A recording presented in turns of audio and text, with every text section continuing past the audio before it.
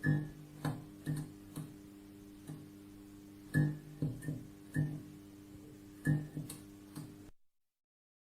mga Prince! Naalala niyo pa ba yung panahon na wala pang mga pizza parlor sa Cagayan de Oro City?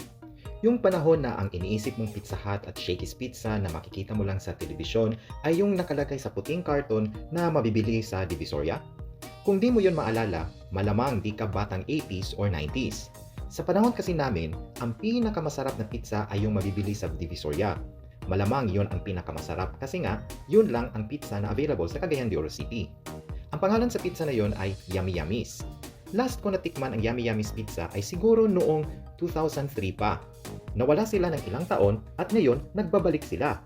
Kaya bago ako aalis magtrabaho abroad, titikman ko ulit yung Yummy Yummies pizza kasi napaka-nostalgic ang pizza na yan. I think bago na ang may-ari kasi naalala ko noon doon kami bumibili sa Nazareth doon sa parang factory nila. Ngayon, wala na sila doon at nasa ibang location na. Nagpa-deliver kami ng 2 boxes na iba't ibang flavor. Iba na ang design ng karton nila, pero ang pizza sa loob, ganun pa rin ang itsura. Para sa akin, nag-iba ang lasa ng pizza nila, pero masarap pa naman. Ganun pa man, nostalgic pa rin ang pizza na to at dahil dito, dami kong maalala nung kabataan ko. Katulad nung dami kong maalala na maliligaya naming pagsasama, pero masaklap lang kasi gumagawa na siyang maliligayang alaala sa iba. Anyway, yun lang po mga Prince. Iwas stress lang tayo ha, para iwas sakit. Chill lang tayo palagi at hanggang sa muli.